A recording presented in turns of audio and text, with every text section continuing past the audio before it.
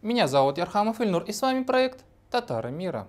Идеологи башкирского одномиссионерства Юлдаш Юсупов, Азат Бердин, мечтающие переписать татар Башкортостана башкир, разразились пачкой видеоматериалов, проанализировав которые можно сделать выводы об их кое-каких комплексах неполноценности и зависти. Но прежде, чем мы продолжим громить этих напыщенных псевдоинтеллектуалов, хочется сделать ряд заявлений. Перепись населения становится все ближе и ближе. Она намечена с 15 октября по 14 ноября. Надеемся, что это будет в этом году и больше не будет переноситься. Наше заявление заключается в том, что мы на канале «Татары мира» стараемся четко и основательно критиковать конкретных личностей, идеологов, авторов, исследователей, которых сложно назвать личностями, уважительно относящимися к татарскому народу. Эти конкретные люди, а лично я стараюсь в своих видео называть их имена и фамилии, они есть в среде других тюркских народов России, среди нагайцев, башкир, сибирских татар. Но это не значит автоматически, что мы говорим о каком-то татаро-башкирском, татаро-нагайском, татаро-сибирском противостоянии. Наши претензии не направлены на соседние татарам народы, они направлены конкретным личностям с именами и фамилиями. Поэтому говорить о, повторюсь, каком-то татаро-башкирском, татаро-нагайском, татаро-сибирском конфликте в корне неверно. То, о чем я рассказываю на канале «Татары мира», это татаро-этномиссионерский конфликт. И да, на всякий раз прокомментирую два моих недавних видеоматериала и материал о положении татар в Казахстане. Наши претензии адресованы не конкретно к казахам, а к бюрократическим и окологосударственным бюрократическим структурам Казахстана. Еще раз. Я надеюсь, вы прекрасно понимаете, что нагайцы, башкиры и сибирские татары – это одно, а этномиссионеры – это совсем другое. Мы сомневаемся, что, скажем, весь башкирский народ участвует, вкладывает деньги в то, чтобы появился на свет какой-нибудь доморощенный башкирский историк, который бы бессовестно приписывал историю Казанского ханства или татар Башкортостана. По казахам логика та же самая. Мы очень сильно сомневаемся, что казахи напрямую сегодня участвуют в определении и формировании своей казахстанской бюрократии через демократические институты. Но вернемся к башкирским этномиссионерам, конкретно к Азату Бердину. Я, наверное, вам не открою Америку, если скажу, что, внимательно выслушав рассуждения идеолога башкиризации татар Бердина, можно прийти только к одному выводу. Им движет самая настоящая зависть к татарам и к Татарстану. Причем зависть эта маниакальная. Итак, каким Азат Бердин видит сегодня Татарстан? Оказывается, самой верной женой Москвы. Причем, если следовать мышлению Бердина, Татарстан, как ревнивая жена, всегда отпихивает и отпихивала Башкортостан, которая тоже хочет стать верной женой Москвы. Это Бердин, конечно, не проговаривает, но мы все поняли. Вот, сами зацените. Татарстан всегда пытался стать, грубо говоря, любимой женой у Москвы. А на самом деле шли постоянные попытки снижения статуса того же Башкортостана, например. Это понятно почему. Чтобы отодвинуть, так сказать, остальных и выступать именно самому, как фаворитом этого дела. Это означает переключение финансовых потоков на себя. Чему еще завидует Азат Бердин, когда смотрит на Татарстан? Татарским лобби в Москве и в Петербурге. Он, конечно, язвит, что великое татарское лобби во властных структурах России – это удел лишь 90-х годов, когда пышно цвел татаризм, татарский национализм. В общем, давайте полюбуемся, как истекает желчью Бердин. Более того, если в 90-е годы из Москвы в то, что Татарстан как наиболее сильная республика, поскольку она обладает, в отличие от Башкортостана, например, не только материальными ценностями, но и значительным лобби в Москве, в Питере, то сейчас эта иллюзия развеялась полностью. А сегодня что? Все по-другому? Фигура вице-премьера России Марата Хуснуллина незаметна? Бердин новости перестал читать? А почему Татарстан ослабел, по мнению Азата Бердина? Тут он вспоминает события 2017-2018 годов, когда из школьного образования убрали обязательный татарский язык, заменив его на родной язык, который типа выбирают родители школьников. И вот он открытым текстом нам говорит, что гонения на родные языки в школах случились из-за жесткой позиции Татарстана. Мол, все народы России страдают из-за одного Татарстана. Вот была ситуация с языками. Татарстан себя позиционировал как главный защитник вот этих, как сказать, не то что языковых свобод, а вот этого положения, когда титульные языки титульных народов в республиках должны были изучаться в обязательном порядке для всех. Я уже много раз говорил, что именно жесткая позиция Татарстана во многом привела именно к тому, что были приняты настолько жесткие меры, и не только обязательное изучение языков титульных национальностей в республиках было уничтожено, а языки вообще во многом просто уходят из школ. Тут Азат Бердин откровенно лжет, вводит в заблуждение. Дело в том, что проверки школ на предмет преподавания там государственных языков национальных республик начались именно со школ Башкортостана. Это все началось в последние дни августа, прям в начале учебного года, в первых числах сентября 2017 года. А до Татарстана эти проверки докатились уже к началу октября. Так что Бердин тут очень хочет поставить телегу впереди лошади. Не надо считать людей за дебилов. Я уверен, наши зрители спокойно сами могут найти новости 2017 года и убедиться во лжи Бердина. Немного увлеклись, продолжим обзор пунктов зависти Азата Бердина к татарам и к Татарстану. Он завидует, что якобы татарский национальный проект более современный. Татарский национальный проект, он действительно возникал на значительно более отчетливой модернистской основе. Это именно дитя эпохи Просвещения. Он изначально возникал как объединение всех тюрок России под знаменем Просвещения. А еще Азата Бердина очень бесит, что татары – вторая нация в России по численности. Неудивительно, почему башкирские этномиссионеры хотят отщипнуть себе татар Башкортостана. Уже несостоятельно, во многом несостоятельно на практике вот эти попытки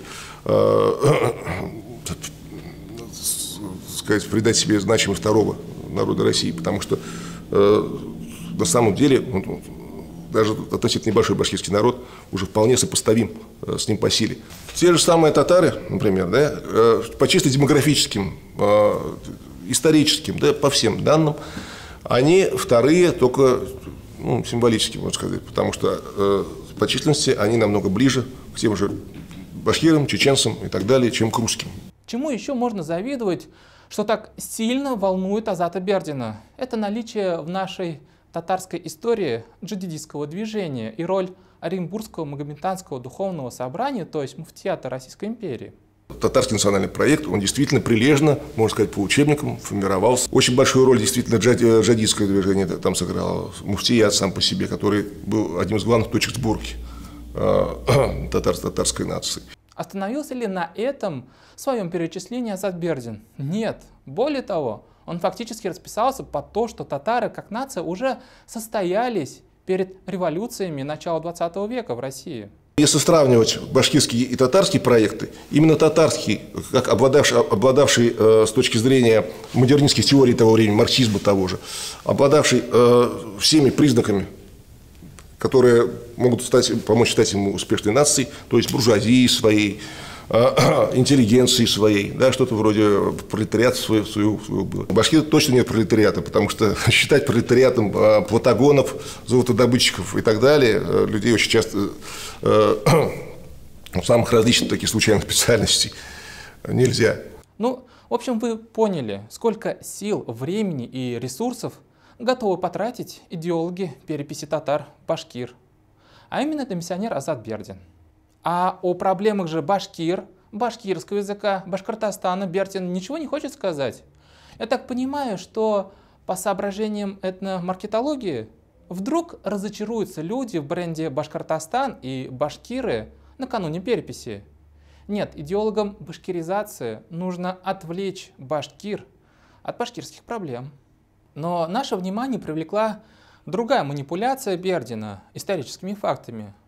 В частности, он рассказывал, как татарские большевики ходили на встречу с Лениным и уговаривали его создать татаро-башкирскую республику с включением туда, понятно, башкир.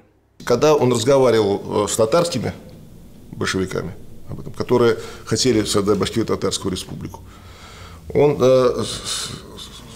спрашивал их, ну, во-первых, о том, как отличаются башкиры и татары, те объясняли, что они значительны и так далее. В общем, эту историческую встречу татарских большевиков с Лениным Азат Бердин рассказывает для того, чтобы доказать, что, оказывается, была где когда-то некая башкирская интеллигенция, а значит, башкиры сами себе создали Башкирскую республику.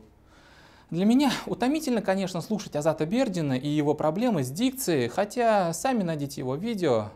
Мы вас, уважаемые зрители, не будем насиловать Бердином. Итак, разберемся давайте, что за на самом деле была такая встреча, о которой говорит Бердин. О содержании этой встречи Ленина с татарскими большевиками нам известно из воспоминаний и мемуаров одного из отцов-основателей ТАССР Сахибгерея Саидгалиева. Он написал их по прошествии нескольких лет после событий. Сама встреча произошла осенью 1919 года, а Саидгалиев описал свои воспоминания именно тогда, когда уже стала раскручиваться кампания против его друга, коллеги и такого же отца-основателя ТАССР Мирсаида Султангалиева. Так что в его воспоминаниях очень много, я бы сказал, политического переобувания и прогиба под линию партии. Итак, цитируем Саидгалиева. Октябрь 1919 года. Открытие второго Всероссийского съезда коммунистических организаций народов Востока. Между башкирами и татарами выявились разногласия. Различно было принципиальное отношение к образованию автономной республики вообще, к созданию республики татар вместе с частью башкир, не вошедших в Малую Башкирию, или только республики татар, не решая вопрос о башкирах. В связи с чем и к названию республики татаро-башкирская или татарская. Саидгалиев вспоминает, что из-за этого разногласия Ленин провел отдельное совещание с группой татаро-башкирских делегатов. Саидгалиев невольно нам дает понять, что на самом деле в этом пустом споре, в этой болтовне между делегатами, а эта болтовня оттягивала образование татаро-башкирской советской республики, был заинтересован сам Ленин. Вот как его поведение описывает сам Саидгалиев. Ораторы-националы, горячо выступавшие в прениях, в большинстве случаев не укладывались в рамки регламента. Товарищ Ленин, бросая отдельные реплики в защиту меньшинства съезда, вел совещание. Выполняя формальную сторону своей обязанности председателя, Владимир Ильич напоминал оратору об истечении его времени, показывая на циферблат своих часов. В действительности же увеличивая время оратора. В результате обмена мнениями ЦК принял предложение товарища Сталина отменить положение от 22 марта 1918 года. Как видите, Ленин мастерски утопил в пустых словесных баталиях идею создания татаро-башкирской республики. Причем обреченность этой идеи была заранее известна. Ленин играл на стороне меньшинства, которое возникало против создания такой республики. Большинство-то хотело видеть именно татаро-башкирскую республику. Ну а положение 22 марта 1918 года – это то самое положение об учреждении татаро-башкирской советской республики. Но среди татарских большевиков вопросы относительно поведения Ленина как бы зависли в воздухе. Ленин с этим не мог не считаться, понимая, что перед татарами нужно бы объясниться. Поэтому он 22 марта 1920 года проводит уже личную встречу с 3 людьми. Первый – это будущий первый председатель ТАЦИКа Бурган Мансуров. Второй – это Султангалиев, которого Сахибгерей уже называет в тексте предателем интересов Октябрьской революции. Ну и третий – сам Сахибгерей. Мансуров говорил Ленину о состоянии печатного дела в Казани и о национальной литературе татар.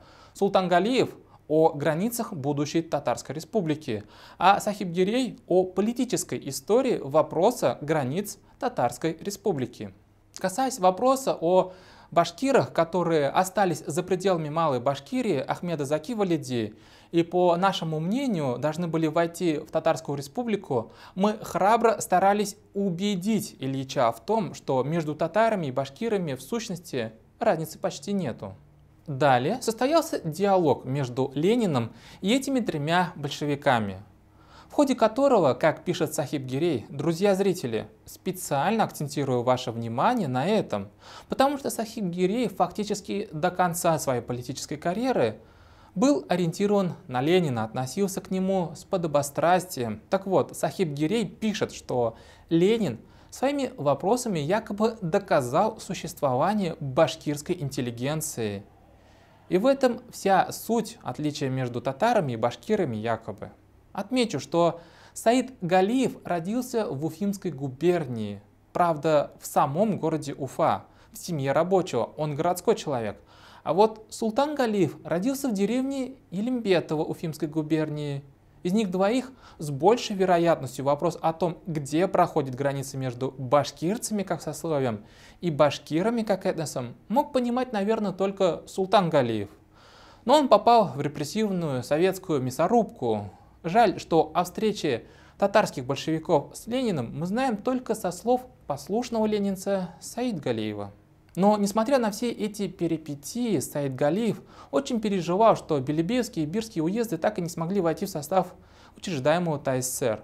Но ничего не поделаешь, раз Ленин сказал, что есть башкирская интеллигенция, значит она есть.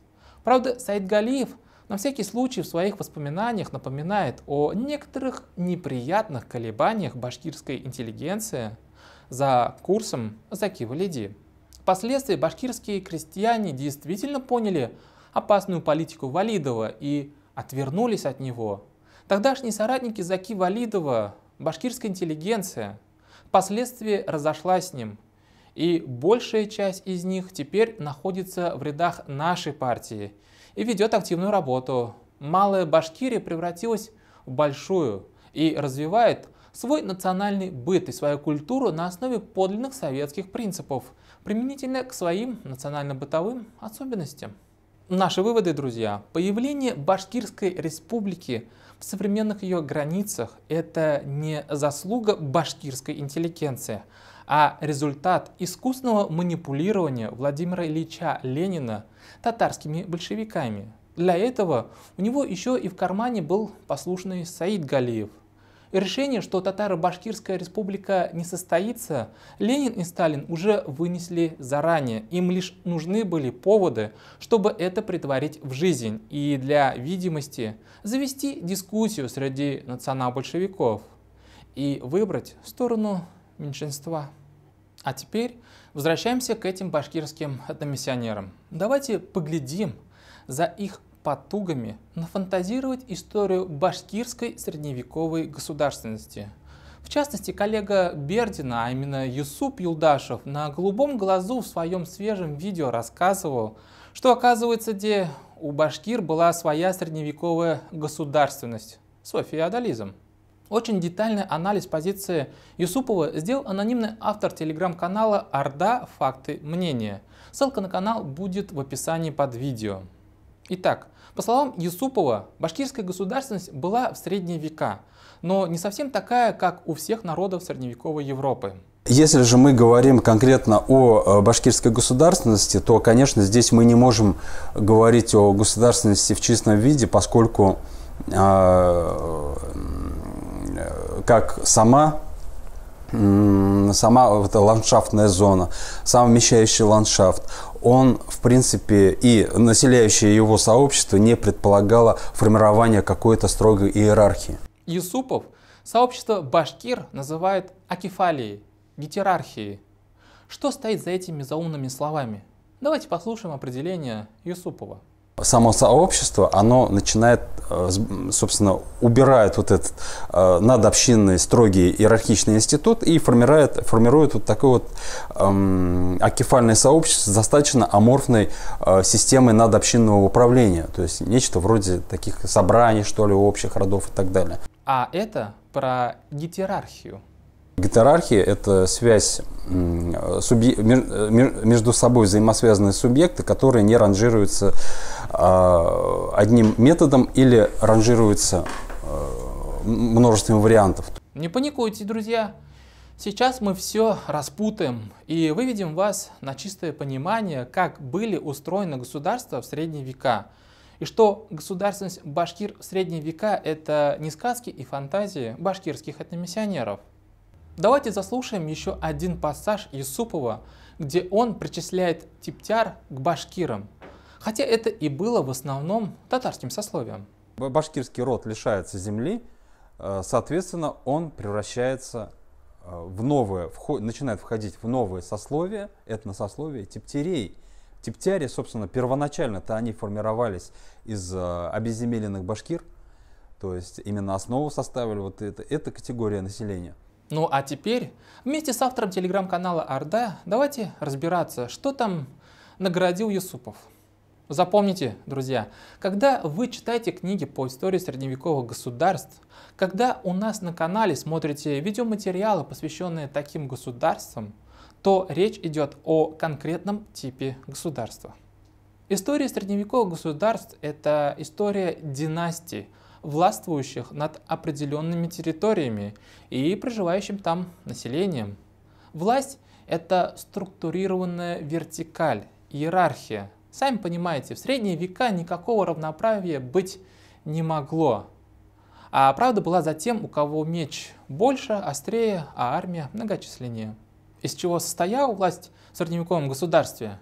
Из монарха или верховного правителя, который передавал свою власть по наследству. Из аристократии, которая служила монарху, а аристократия опиралась на служилые сословия.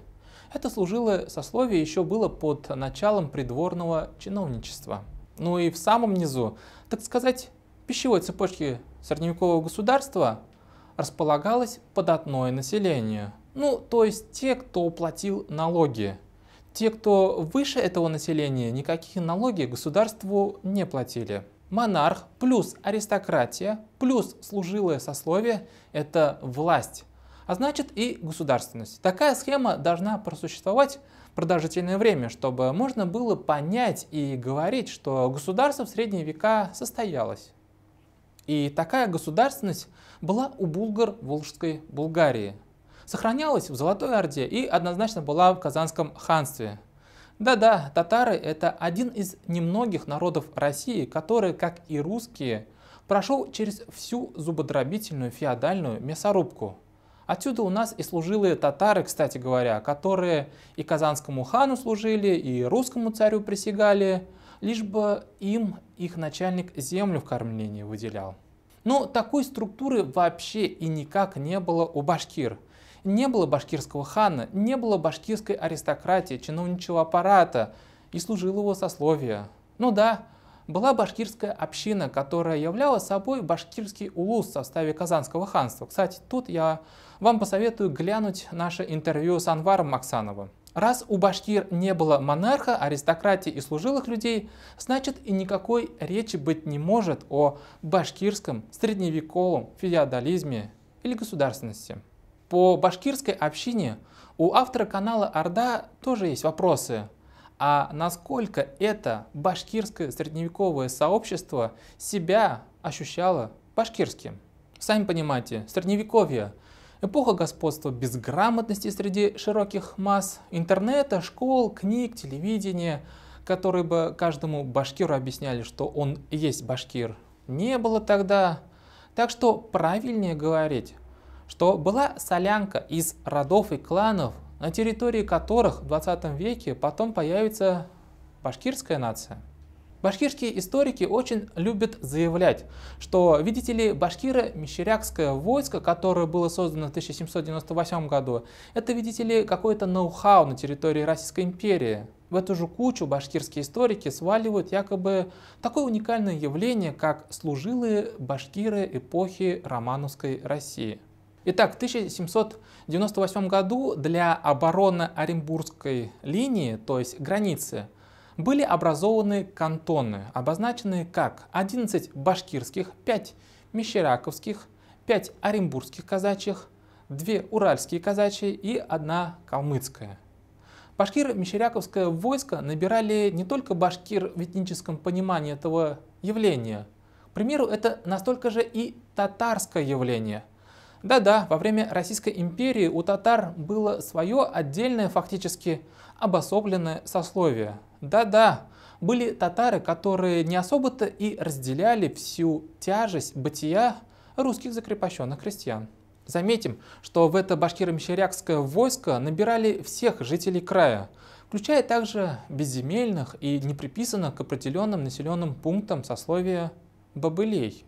Войско также комплектовалось из числа всех жителей края, тюркоязычных, финноязычных, кто был заинтересован в получении льгот, то есть наделение правом собственности на землю, независимо от языка его носителя. Грубо говоря, романовская Россия решила собрать что-то вроде французских легионеров для защиты от народов Туркестана, но рекрутировала воинов туда из числа российских инородцев, то есть татар и немного башкир. Еще раз повторим, задачей всех этих войск, приграничных служилых, была защита рубежей государства дома Романовых от степной угрозы, исходящей из территории, получившей в будущем обозначение как Туркестан, Киргиз-Кайсаки, Джунгары и так далее. Как только эта угроза была снята на рубеже 1850-х годов, происходит трансформация этих приграничных войск. Постепенно сводится к минимуму система льгот за службу. Такова была логика романовской администрации. Если условно православное сословие обозначалось как казацкое, тогда как служилые мусульман обозначали как башкиро-мещеряковское войско, ну или просто башкирцы. Так что не надо слушать этих башкирских фантазеров Бердина, Юсупова, что, мол, был какой-то особенный башкирский феодализм, который бравые башкирские башкиры смогли затащить даже в администрацию романовской России. Башкиры в данном случае в период 16 в период 17 веков, как раз период присоединения Башкирии к русскому государству, они смогли перенести вот как раз ту самую акефальную систему, да, то есть элемент такой многолинейности, да, в империю нового времени. Вот именно это является на самом деле особенностью башкирского сообщества. Так что нет никакой романтики о башкирских феодалах и мифов об особом их статусе. Система Романовской империи была предельно прагматичная. Льготы служилому сословию, сборы с податного. Резюмируем, друзья. Как таковых нормальных башкирских историков мы что-то пока еще не видим. Все эти Юсуповы, Бердины — это чистейшей воды идеологи-пропагандисты, болтуны-фантазеры. Самый настоящий историк, когда о чем-то говорит или рассуждает, он всегда обращается к известному ему историческому источнику или документу, который прошел проверку временем. Про все эти гетерархии, акефалии, средневековые предки сегодняшних башкир слыхать не слыхивали, знать не знали. Но предки башкир четко знали, что в средневековой Казани, в столице татарского ханства, сидел их хан, и они ему подчинялись. А башкирский улус входил во владение Казанского ханства.